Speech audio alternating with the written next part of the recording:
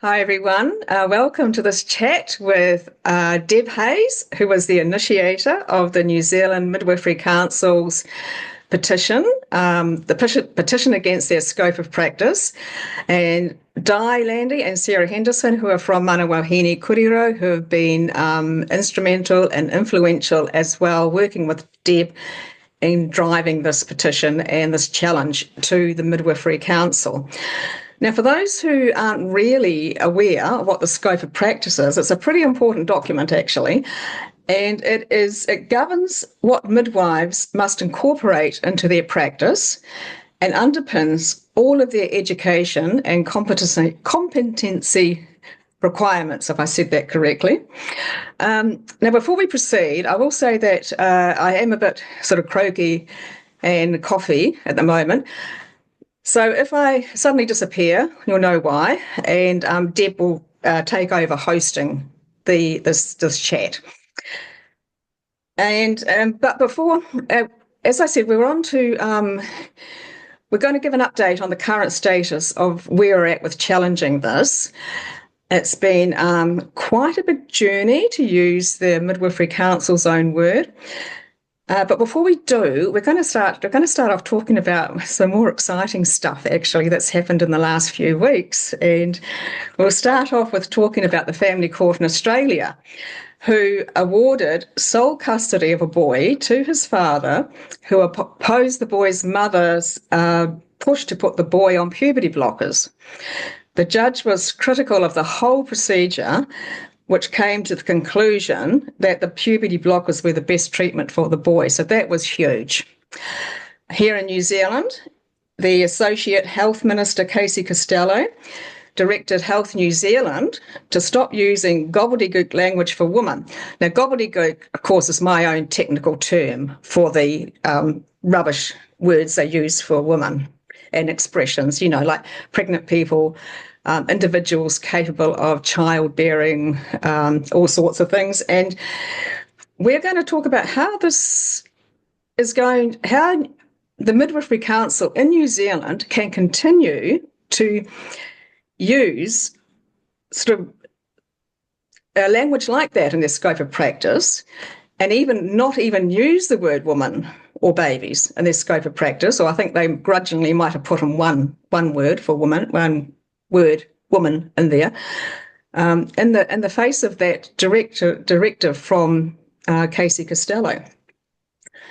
And the UK Supreme Court decision, of course, that sex in the Equality Act means biological sex and not a gender identity, or just basically, a certificated sex is what I think they referred to it as. That, although that's in the UK, it's going to be very difficult for people in other Commonwealth countries, or anywhere actually, to start saying that no, sex isn't biological and not get laughed at now after that. And, last but not least, the New Zealand Herald actually allowed an opinion piece to be published with the words in it, Posy Parker, a pro-woman activist. Now, that's pretty huge, because for the first time, I think she hasn't been called anti-trans activist. So, and I think that this comes in on the back of the UK Supreme Court decision, to be honest. I mean, I think those reverberations have been felt, are going to be felt in lots of different places. So would you agree with that, Sarah? Yeah, absolutely. It just seems like it's kind of it's like a domino effect, everywhere. And obviously the New Zealand Herald is starting to sense danger on the wind with too much more of the vitriol directed at that there might actually be a cohort of women out there who are determined about this, equally so in New Zealand. And yeah, well, that's my hope. Yeah. But it's so exciting. It's just all so exciting and hopeful and cool. And also relevant to the Midwifery Council. It's such a big issue here in New Zealand. Yeah.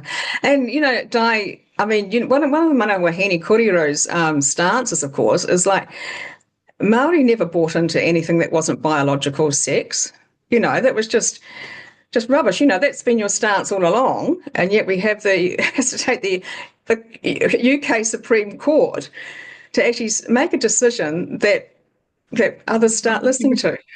That we start listening to I here. hope so. It might just get palmed off, oh, it's just the colonisers saying it or something.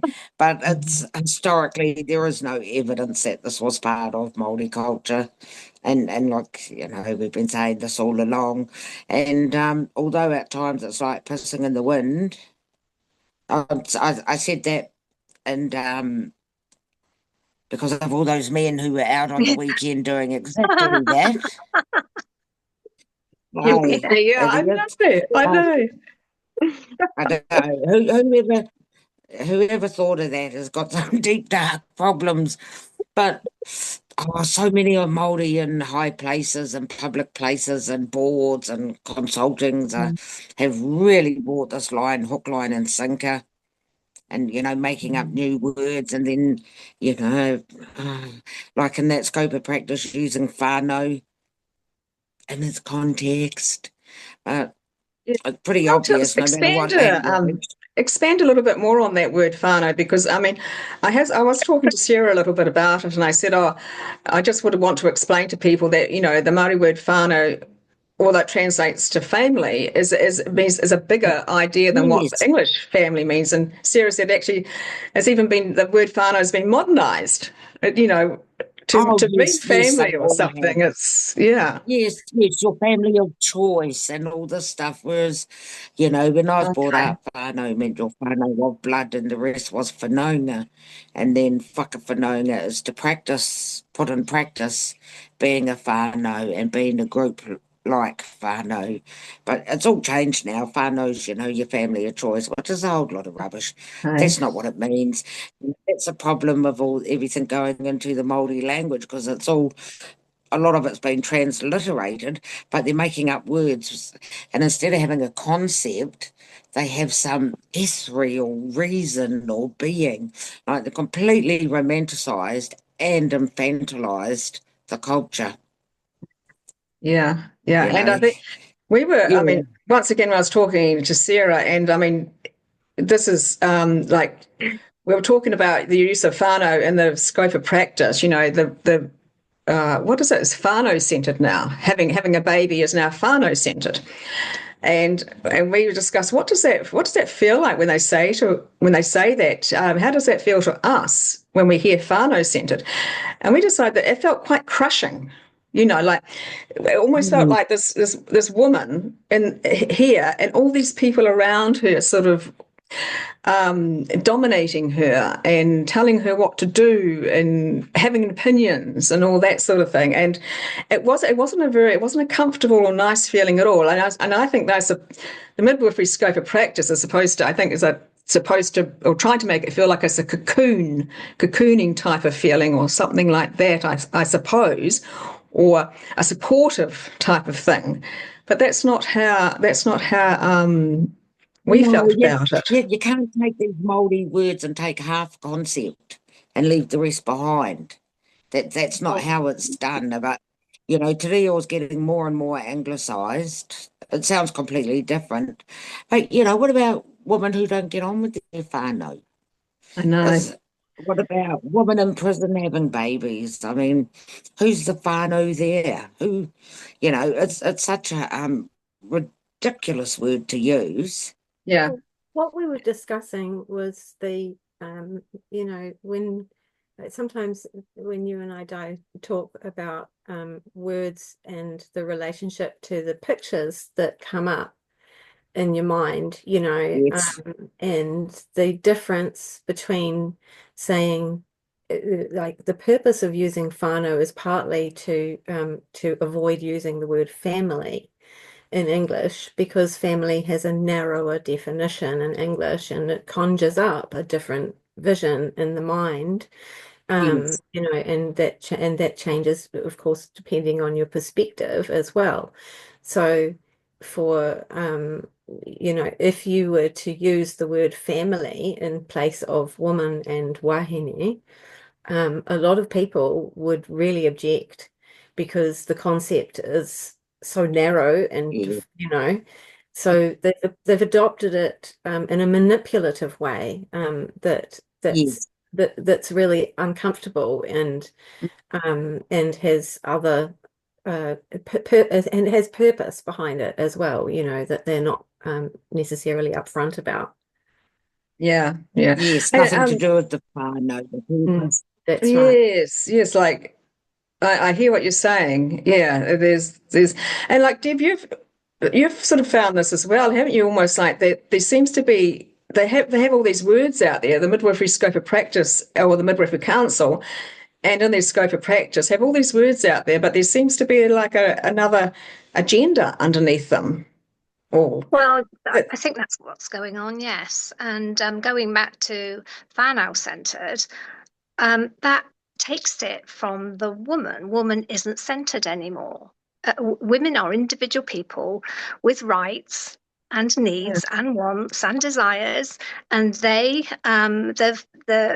centre of care should be on them, and the partnership, that word that the Midwifery Council love, should be between women and and the midwife. It has been Yes. for decades. So this seems to change it all, and it's often tagged along with the word inclusive. And I argue that they're excluding women, or they're at least putting them at least second in the equation. Well, 11th, according to the scope of practice. Before that, you've got a whole bunch of other things that you've got to do before you get to any women. And phrase number 11 is, or paragraph number 11 finally says the word woman. Woman, yes, and it's sort of tucked in at the end, reluctantly. Yeah. And even, sorry. No, carry on, Deb. That paragraph of the scope it reads women and gender diverse people. So I think that given that previously the Midwifery Council can't say the word women in all the other articles, this must surely be just directed at the gender diverse people. And women has to go in there because there'd be outcry, wouldn't there?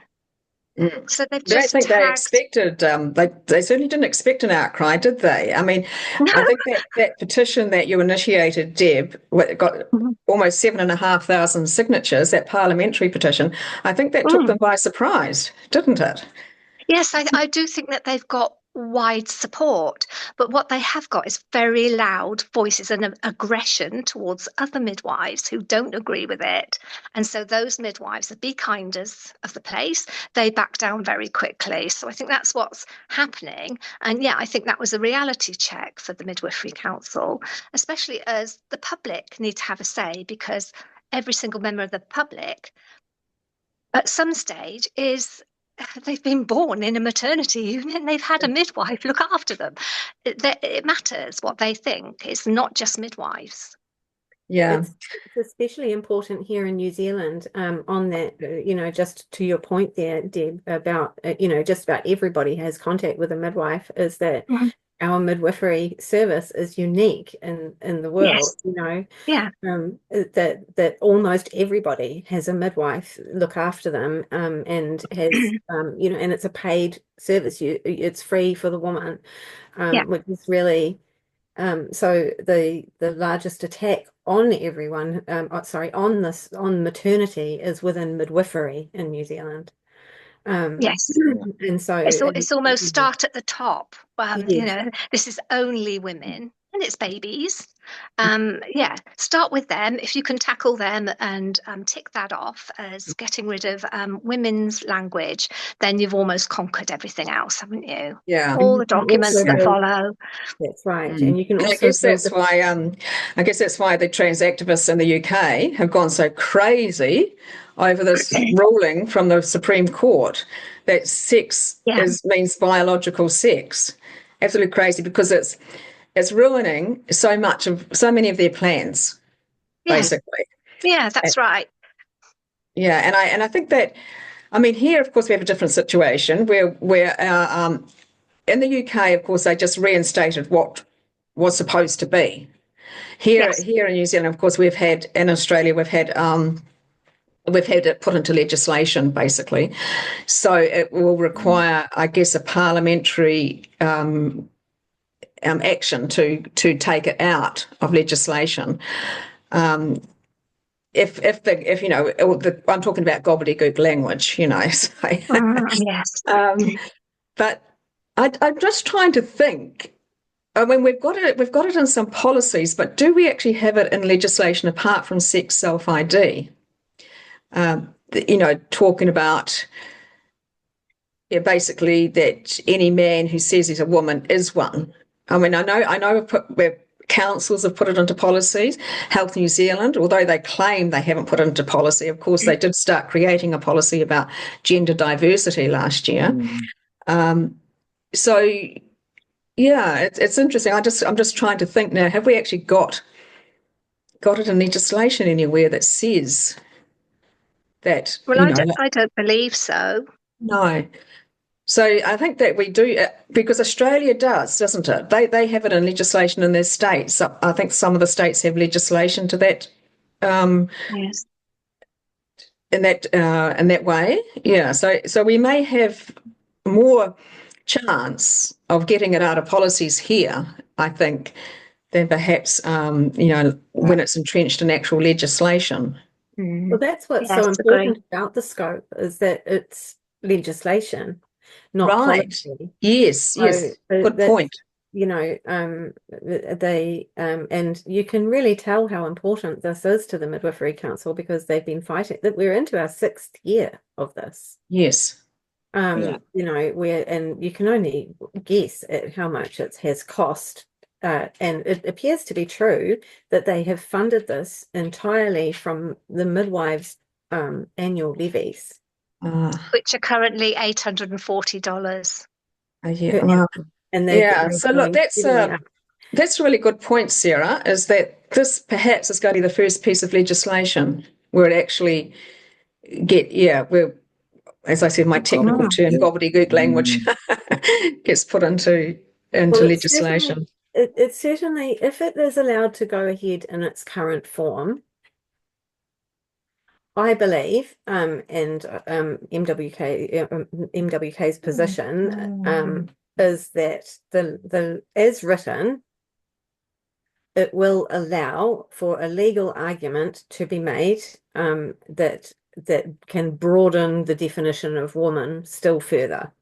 Right. Yes. Because it's so pivotal to the healthcare system in New Zealand, midwifery, and you know, right at the start, and also because we know that there are a large number of very fervent academic ideologues who ranging from in spheres from politics to media to academia to midwifery, who are all very invested in seeing this legislation come to pass. It's secondary legislation to the Health Practitioners Competence Assurance Act, but the Midwifery Council, like all regulatory health authorities, has the power to make secondary legislation, and you only need one, and then you can build on it. Yeah.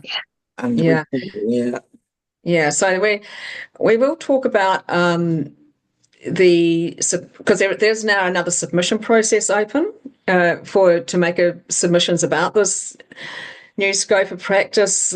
Sorry, not new. This 5th revision or something of the scope of practice, and we will go through that a little bit because it's quite different this time, isn't it? It's like they've actually want us to answer a series of questions, and as we'll show, the questions, you know, there's some traps in there. So we'll talk about that.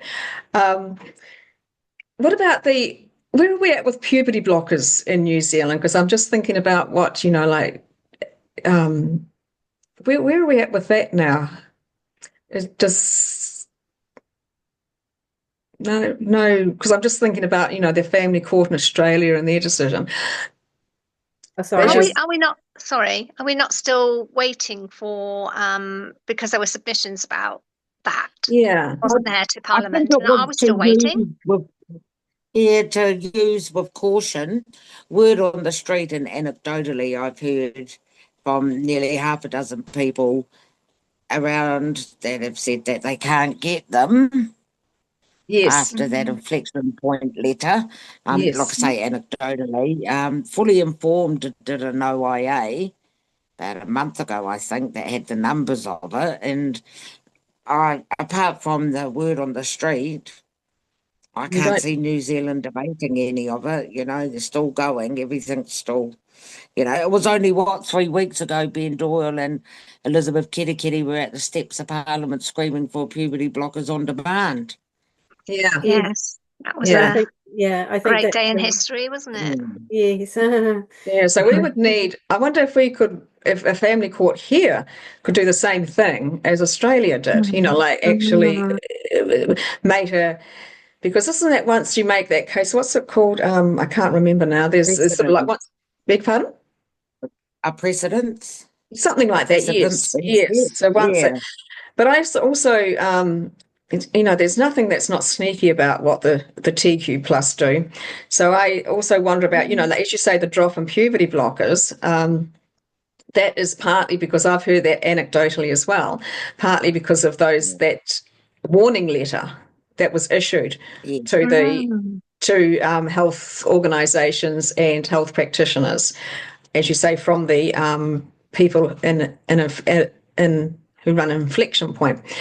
But also, inside out, when they were encouraging their people to make submissions on puberty blockers when the submission process was open, they had actually admitted in there that there were some issues with, puberty blockers and, bone density and health issues. So that basically the solution would be to get kids onto cross-sex hormones as fast as possible to prevent those issues. Now, that potentially, I'm thinking, well, it may not amount to huge numbers, but potentially that could contribute to a drop in those using puberty blockers as well. So, There's a couple of interesting things that kind of something Rachel Stewart said on her show a few weeks back. Jolly good stigmatizing goes a long way in a civil society. yeah, The puberty blocker thing with Elizabeth Kerekere and Benjamin Doyle on the steps was in response to something, and I forget what it was, but it wasn't to anything here. I don't think it was but it was in response to some sort of ruling that was limiting access, also even a hint of a suggestion that there wouldn't be any more puberty blockers showering down on the children, something like that. right.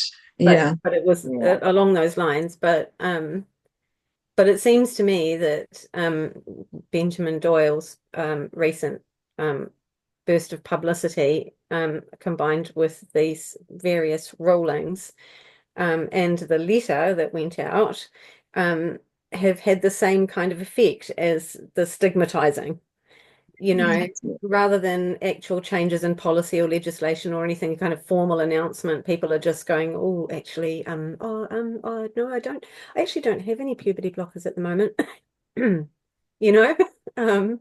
That's kind of Just for those who may be watching this and haven't heard of Benjamin Doyle, he's a Green MP who's recently been outed for having some rather dodgy pictures and language on his Instagram account, featuring what we believe to be his own child.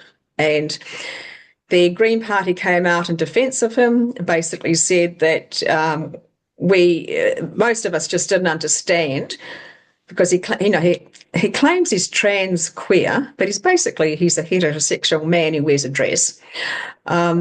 He's got a child, he's got a partner, a female partner, and He's got a wife. is he married? Right. Yes, Okay.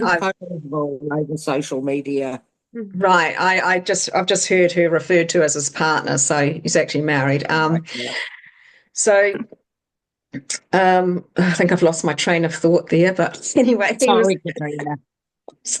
There is being a parasite on the LGB. Yes, that's right. The Greens came out and said, it's just that, most people just don't understand there's this niche kind of language that, the queer community use. And of course, the rest of all these LG people came out and protest, excuse me, we don't use that kind of language at all, So, as you say, I think that there ended up being a bit of stigmatizing there, which was a good bit of stigmatizing. Yeah. Yes, Yes. Whenever his name's mentioned, my brain automatically goes B Diddy. Yeah. Yes. Yeah, I see Yes. that everywhere now. Yeah. Yeah. B Yeah. So Diddy. So this is what B this Diddy seems to be Doyle. what green parties are doing everywhere. They just seem to be bringing these people, I mean, I'm not saying they all are, but they just seem to have a higher number of dodgy people in Oh, there. look at Amy Chandler from the UK Green Party. This Oh, old man had a sex slave in their basement. Yeah. yes. Oh, they're both Yeah. awful, the father and the son. Yeah, Yeah. the Green. Yeah. Well, Mm. it's part of the whole ideology, isn't it? To break down barriers and to Yeah. they've got a whole thing on sexuality, and I'll just bring it quickly back to paragraph 11. They'll only mention in the Midwifery Council scope of practice, there is a reason that women and gender diverse people, which can include any member of the family, men as well, that oh my God, sorry. Sorry, Katrina, you might have to cut this bit out. Just it reminds Are you doing a me losing your yes, train of yes, thought? I'm losing my train of thought. Just coming back to the Midwifery Council from Amy Challenor and the Green Party. Um, the paragraph 11 with the sexual and reproductive health is actually research. We've been put in the same paragraph as midwives wanting to expand their practice, which is a term that can cover a wide range of expansions. But this in particular is related to sexuality, not to sexual health. It's related to Yes. whether or not you identify as Yeah. whatever. It's about your personal your sex life, essentially. It is not about your actual sexual health, whether or not you've got STDs that need to be managed, or whether or not you're in an abusive, Prolapses coercive, or it's got nothing to yeah. do with that. It's all about the research into sexuality, and that is the only mention Yes. that we get in the Midwifery Council scope of practice, which is in line with these ideologies of green parties around the world, Yeah. and that's really important to note when you're giving your feedback, that just look where we actually are in terms of the scope of practice of a midwife. Yeah. Well, I might run through the recap and bear with us, everybody, from 2019 to now. It's actually not more than not all that long. So, but that, as someone said before, I'm not sure, 6 years now this has been going on. So I'll just read out what's happened. Where we've started, where we're at in that time.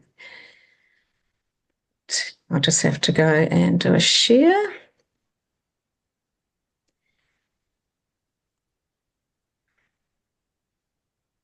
All right. So starting in 2019,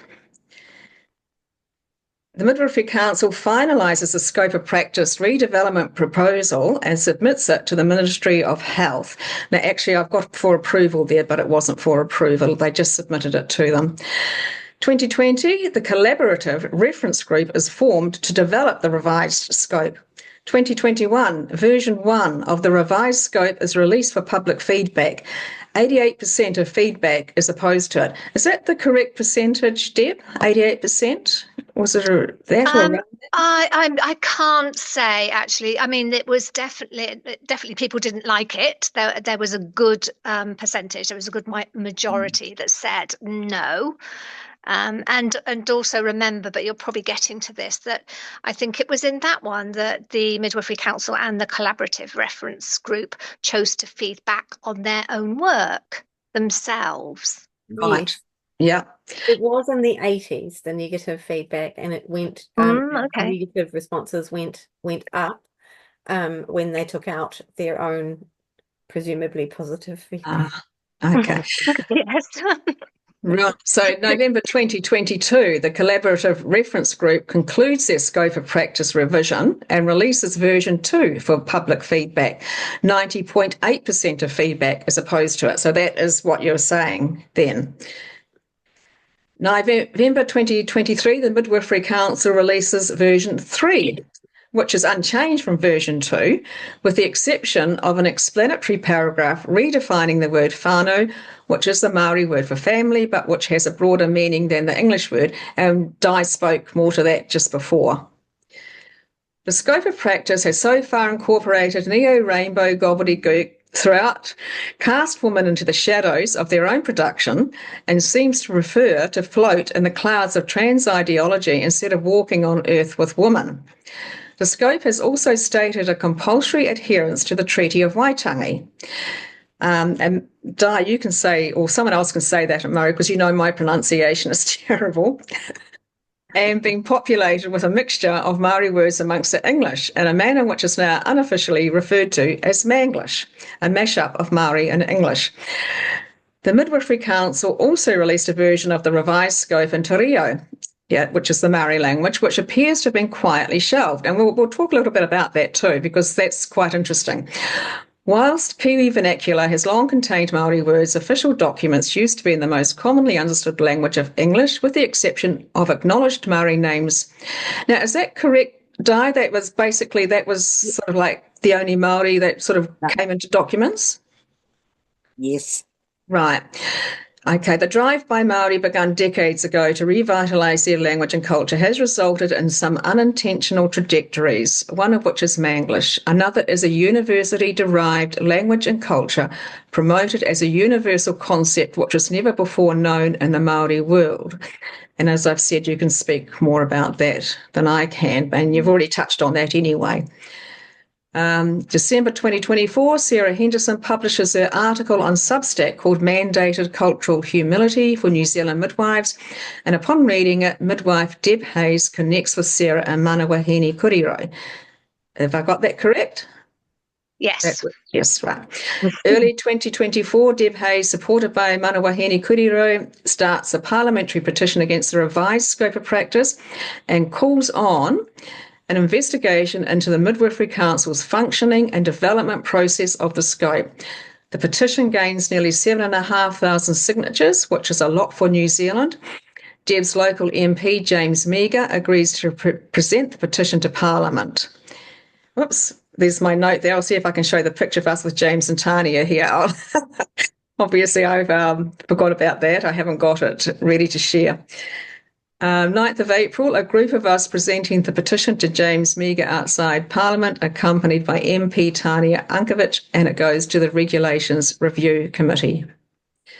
On the same day, the Midwifery Council comes out with version 4 of the scope, which upon legal advice arising from the public's opposition has a slight alteration in it. September to October 2024, the Regulations Review Committee rejects version 4 of the scope of practice, and they and the Midwifery Council begin work on version 5. And the Midwifery Council seeks stakeholder feedback on version 5, of which it's worth noting the public is the largest stakeholder. The Council has also released a public survey, and we'll talk about that and the scope and point out the flaws with them and what can only be seen as intentional language traps. This will help with your own feedback to the Midwifery Council should you wish to submit that. So that is the journey. I hate using that word, but that's but you know that it's been long. It's been long, you know, like the Four Women's Scotland, you know, nothing short. The Four Women's Scotland took 7 years to get to this place to the Supreme Court.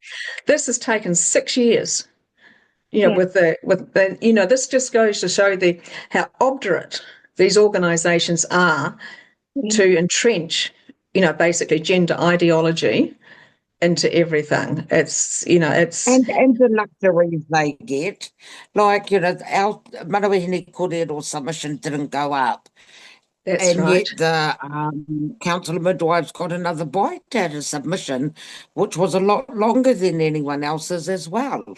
Yeah. Yes, and I think You I know. just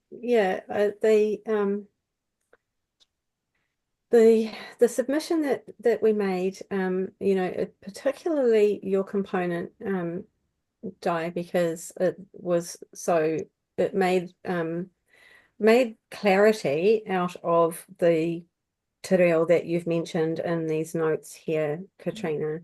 You know, and I'm really glad, I'm grateful to Reality Check Radio and Paul Brennan for letting us read that out, because it's just a couple of minutes long, and Di just breaks it down. What's wrong with using whānau and kahupokai and mātauranga and tikanga and all these really important words that have concepts that are not well translated in this setting easily, you know, and in the scope of practice, it's one thing to have a separate version in te reo, that's important, and we're talking about language revival, so fine, you know, but when you combine the two languages together, you lose concepts in both. That's the Yes. problem. And You know, talk about where this te reo version of the scope went to, because it was, you know, so it was there and then suddenly it wasn't. Yeah. There's no explanation from the Midwifery Council about that. They just don't Yeah. mention it. oh, Yeah. they've got an explanation now. Essentially what happened was that because they wrote what version are we on? Version 3 was so unintelligible in English or te reo, you know, combined together made it worse, but it was not fit for purpose. They sent it off to Internal Affairs, who does official translation.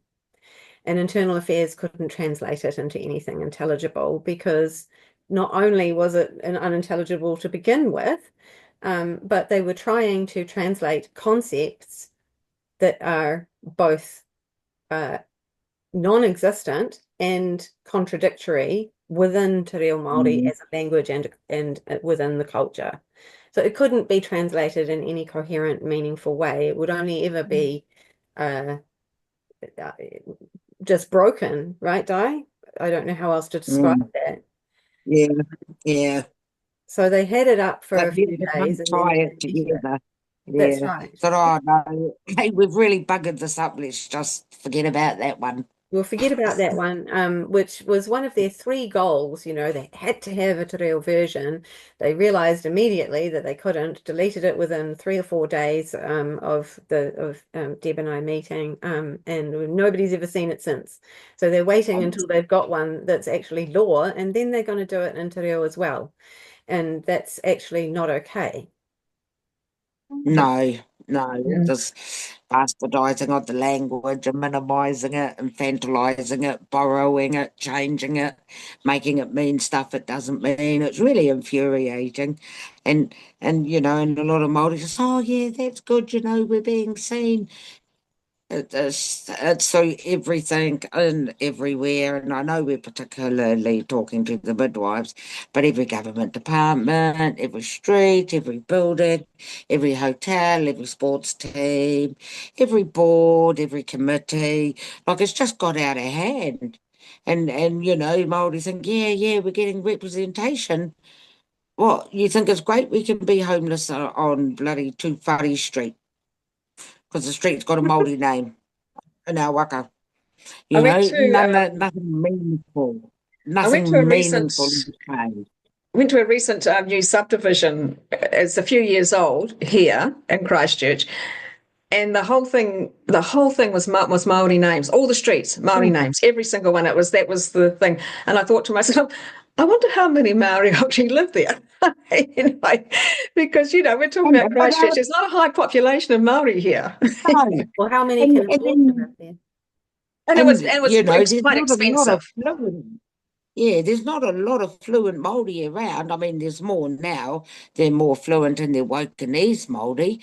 But I mean, look at the bloody National Library of New Zealand was cataloguing all the Māori books by the deity. What the actual? Oh, yes. Yes, that was, You know, like, I'd be quite fascinated to see and how that works. Yeah. yeah, that's just only some, middle class Pākehā librarian's going to know where anything is. Yeah. Yeah. You know, Yeah, I that's mean, it's just madness. yeah. So I mean, as you say, there's that drive like to make Maori seen, isn't it? To make them feel like they're seen and they're included, that word included again, and Yes. and I kind of wonder because I mean, this is very much a university-driven thing, isn't it? It's not really Very from much so. it's not really from grassroots Maori because I was remembering you talking about someone who worked, oh gosh, some sort of health centre or something like that, and saying that she actually went out and gave, women who were pregnant and needed to go to the appointments. She actually went out and gave them the rack up if they didn't make it.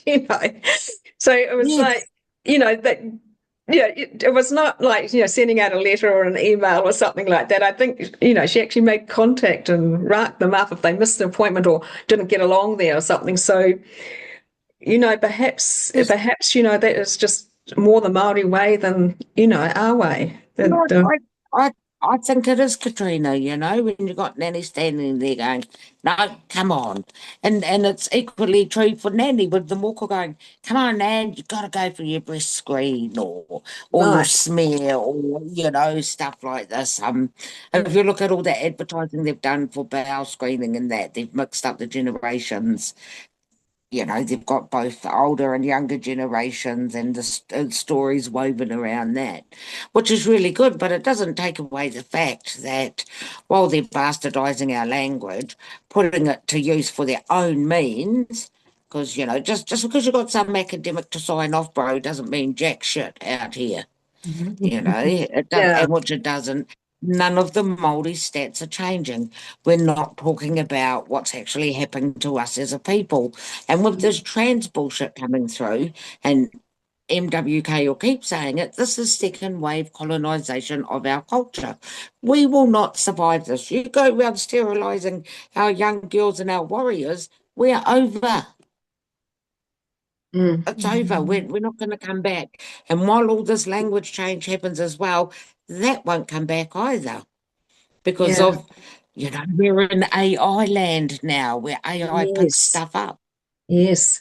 Yes. That was quite an interesting point that was raised that AI picks up the most commonly used words and terms and then yes, and that's what it produces when it gets asked a question.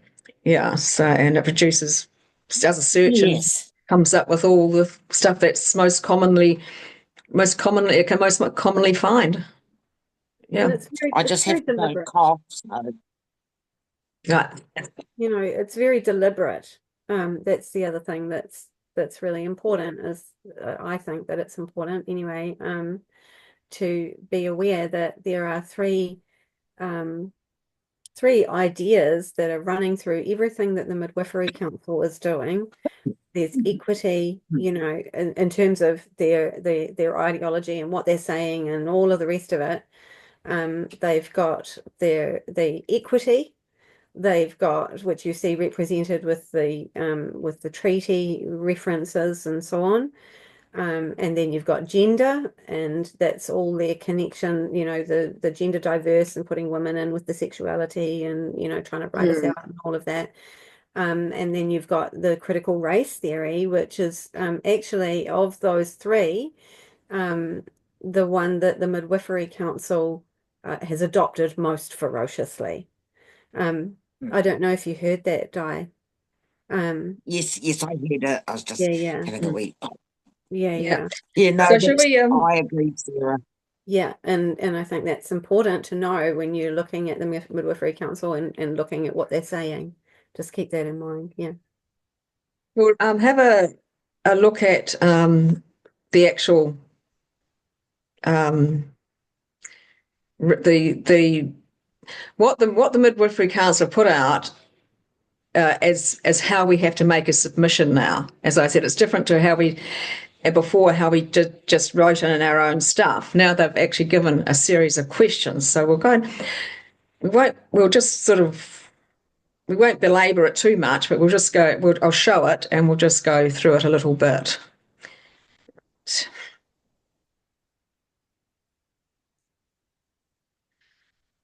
And you'll put the links to this questionnaire in the bottom of this video, eh, Katrina? Yes. So this is probably something that you can go through, Deb. Talk us through it.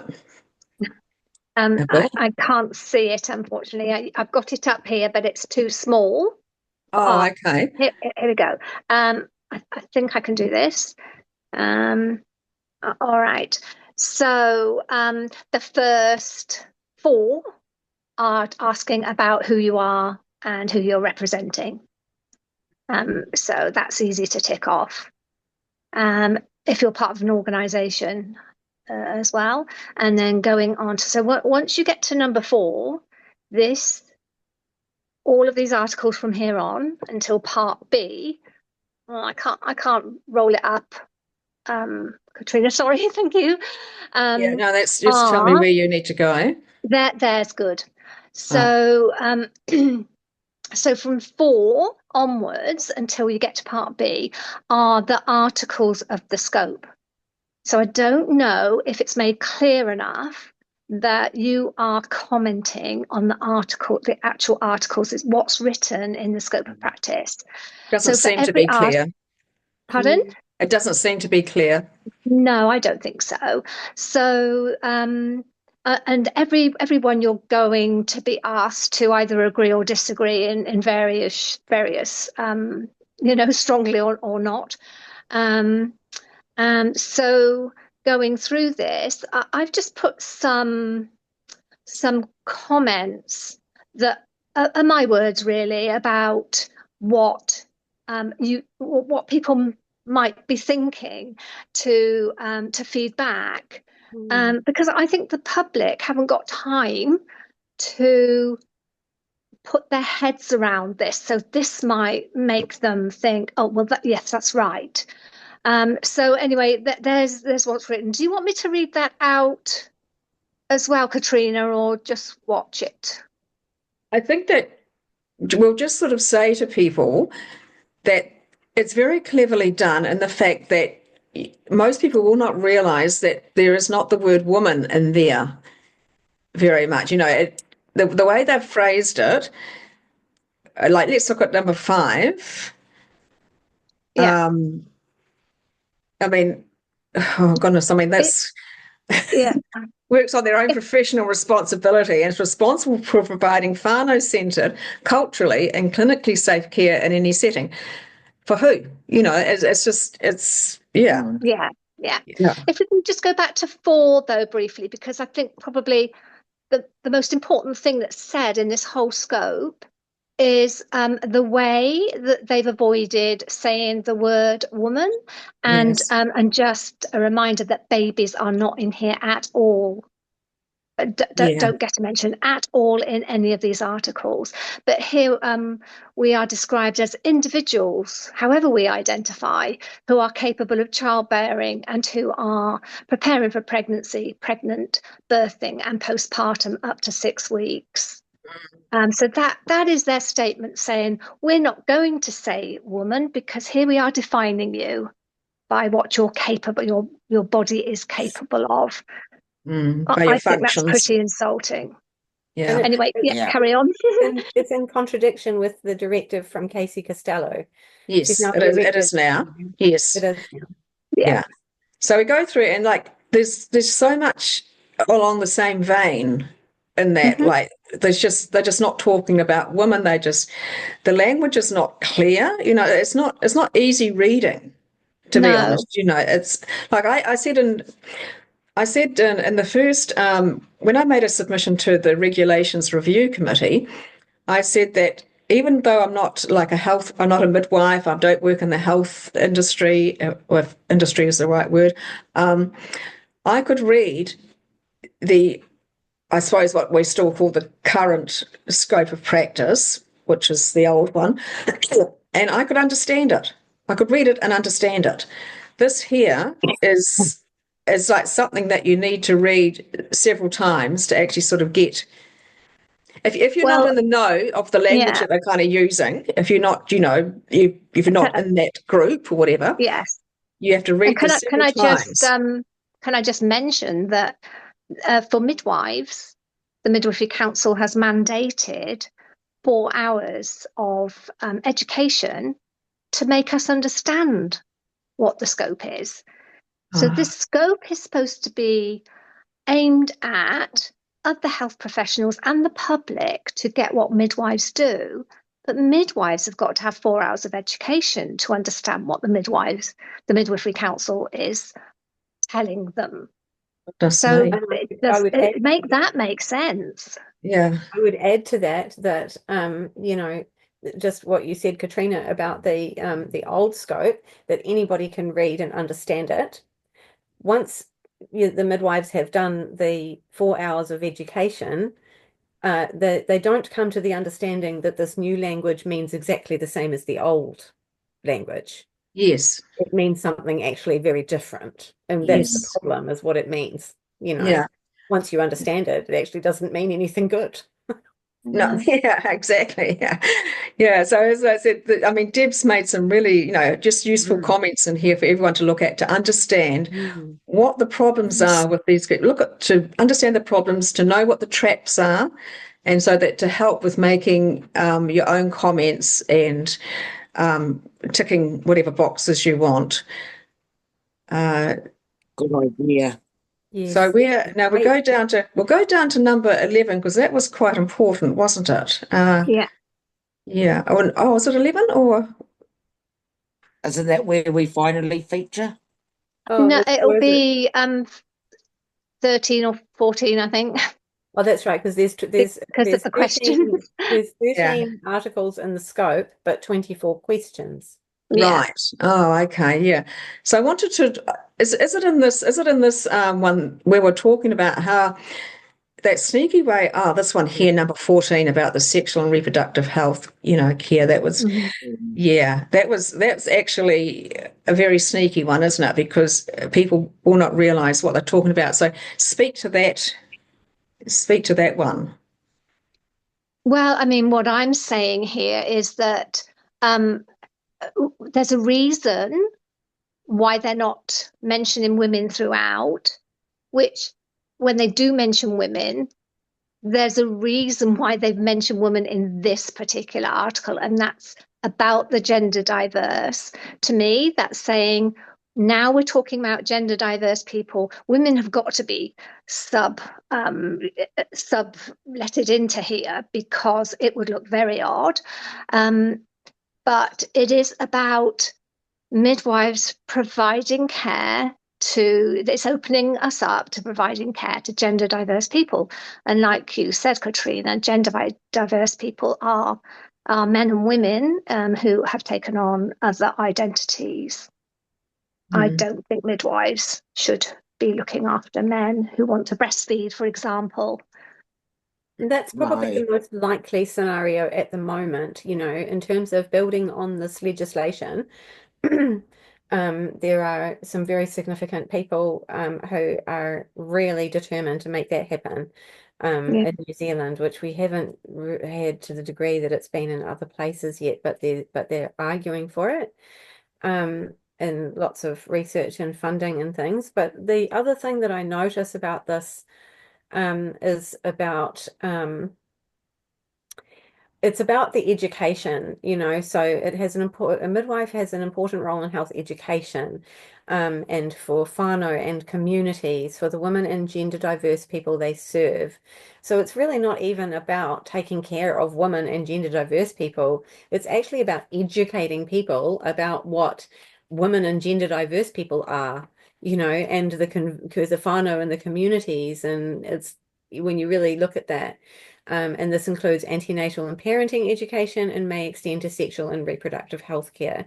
So, which we know is about sexuality. So they're talking about actually a midwife here having an important role in educating the wider community and the public about what gender diverse and how women are actually a subset of our own sex category, along with the gender diverse. You know, it's even not really about looking after us.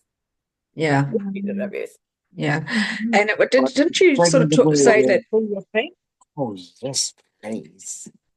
Did you also sort of talk about how you felt that these words may extend to sexual and reproductive health care will be about how did you phrase it? Sort of like about teaching people about trans identities or something like that. You felt Yeah. that there was something. Sorry, I'm forgetting it now, but there was something there about it would seem to be quite surreptitious about. Yeah, And, well, and because maybe you did speak to it, Sarah, about like talking about it's actually a sort of a surreptitious way to talk about trans identities.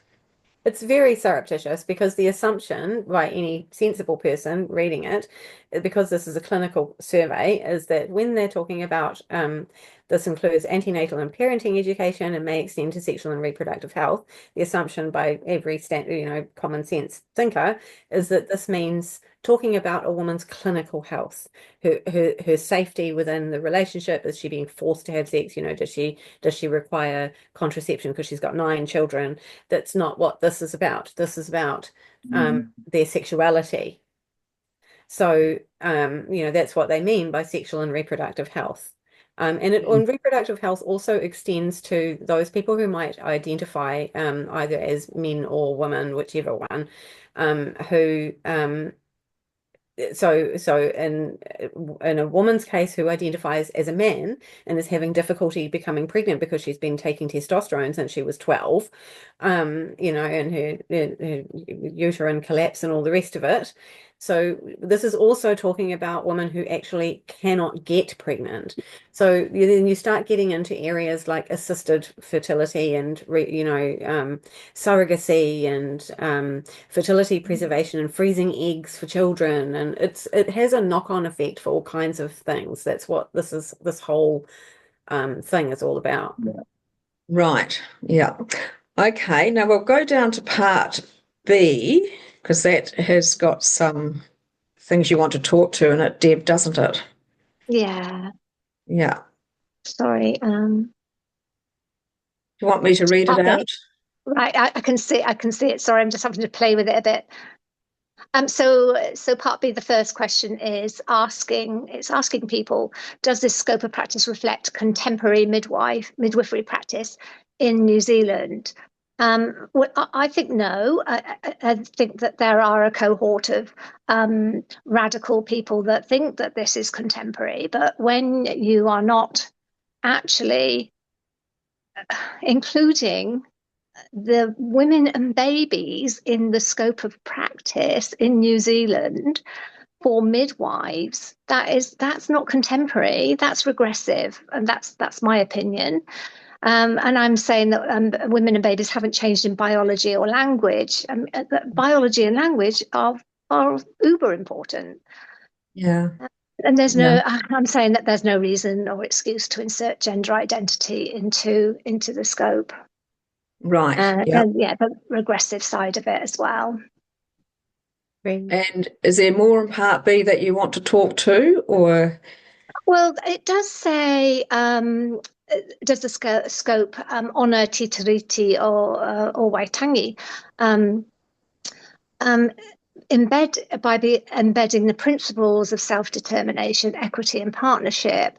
And I'm very concerned that by classing women only as part of their whānau, that's not honouring the wahine. And from what I know, wahine are revered for their fertility and they're revered as mothers. And this This isn't doing it. And I think that's awful. They're talking about the treaty. No, I don't think they're honouring Wahine and Pepe in this document. No, No, not that's at quite, all. yeah, interesting. Like that word self-determination in there, embedding the principles of self-determination. And you think, well, if women are just Fano-centered, it's sort of like it's a contradiction, isn't it? How do Yeah. they get self-determination if they're Yeah. Fano-centered? Yeah, so Agreed. Yeah. What Di said in her No. submission was that, sorry, Di, I can't see you. There was the whole thing. Were you talking? No, go, Sarah, go. Oh, I was just thinking of your submission, and that it was very clear from what you said that there aren't any whānau without wahine. It's the wrong way around. yes, yeah, It is the wrong, it's like there's a precisely. Whakatauki and Moldy that without woman and without land, mankind is no more. Mm. Yeah. And it's very old. Even the translation I've been given is really old because that's not how it would be translated if we put the Whakatauki in today. But, without woman and without land, mankind is no more. And that's ever so true because you got nothing, like no one else brings forth life apart from woman.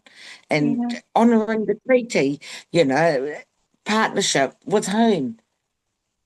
Participation with whom? And protection, that's a big no. We're not protected. We're not participating when we can't even be named. And it sure as hell isn't a partnership when you're taking the word wahine away and pepe and replacing them with all the gender diverse words. How's that a partnership and protection and participation? It isn't. They must think that they're adhering to it because they've thrown Moldy words in. Yeah. Yeah. Yeah, I guess. Yeah, so that's it's Okay, like so on to this 8. performative. I think I heard this expression. I thought it was very good. It's performative virtue, isn't it? Yeah. Yes, Yeah, it very seems. much so. Yeah, Very much so. If we can, It's just so frustrating. But particularly when I think about the mums in prison, because, 70% of them are Moldy mums. right. Yes. You know, Yeah. yeah, Yeah. just wow. Yeah. So what are anything more, Deb, or is that? yeah, so just very quickly, number 19 here asks about is basically it's saying is this clear? Is the scope of practice clear? Does it define the role and the boundaries of our profession? And it does not. No. Where's breastfeeding? Even after Where are reading it 6 babies? times. And where are the words? It Yeah. does not. I don't need to say any more. I think most people would agree with that. Yes. Um, Yes. Yeah. But as I said, it's very cleverly worded because it leaves out a lot, and unless you're attuned to that, you're not going to see what's left out that much, as much, Yes. will you? As if they put things in there you don't agree with, then you can say no, I don't agree with that. But what they've done is they've just left out a lot of stuff, Yes. a lot of clarity. And if you're not in the know, you don't know what that stuff is. Yeah. It's Yeah. left Yes. out. Precisely. Yes. Yeah. Yeah. All right, so this will as I said, this will all go down below the video, so people can look at it and go through it and just for their own edification, just to see what kind of problems there are with it and how they may answer these questions themselves. Because as I said, this is the only way now that you can make a submission on this particular version of the scope of practice. Okay, I'll just We can urge everyone to do it. Yeah. The public. This is in everyone's interest, not just women's. Yes. Yeah. And you can do it as a group. So if you belong to a group, you can have the group make a submission, and every member of your group can make an individual submission. And the best way to do it is using the links. It's better not to email Leslie clerk herself, because that feedback gets considered by the council, whereas if you use the survey form, it's part of the official feedback response. So yeah, so you can, maximize all the opportunities. And I want to just come back to Casey Costello and all the good news. And talk about somebody really important, and I'm going to hand over to Di, and she can tell us about Magdalene Burns, and this is the way we can celebrate and support this, this effort in New Zealand. Oh, yes. For those that don't know, which I presume everyone knows who Magdalene Burns is, she is a Scottish woman. She's one of the founding members of For Women Scot. Well, unfortunately, she's got brain cancer and died, but she's got some wonderful videos out there. And MWK decided a couple of years ago that would use her birthday, May the 6th, because it's just, I think it's the day after the Star Wars, May the 4th be with you or something. So May the 6th is Magdalene Burns' birthday, and that is Sankaturf Day. So it would be really good for women all over the world to, a short video like, and Sankaturf. May the 6th is Sankaturf Day. MWK will be going live and thanking turfs, but something as short as, I'd like to thank Posey Parker for never giving in. Yes. So this is my birthday. And then Yeah. post that video on social media. Yeah. And the 6th of May is the day after these submissions close, isn't it? The Yeah. submissions It's the process day after close. they Yeah. close. That's right. Yeah. So you So- can so- do your submission and do the video, do your Then video. do yeah, bang, bang. And I'll just show the process, the steps, because of course they haven't made it easy to find the submission, have they? The Midwifery Council. It's like, a mystery. So bit of a mystery. So I'll just show that steps. Deb's done some screenshots there, so we'll And we're going to awesome. show that. Yeah. So okay, first of all, there's the website there, midwiferycouncil.health.nz, and so is this on the front page, Deb? It is on the front page. Yeah, I just want to say, although I've circled, I am a member of the public. I did this again, and I don't think you need to. You just need to scroll down to the bottom of this page. Is it there? The bottom of the page? Yes, that's right. And that's, you don't need to circle the top one, but the second one in tiny, tiny writing is the feedback. Proposals for feedback. This here.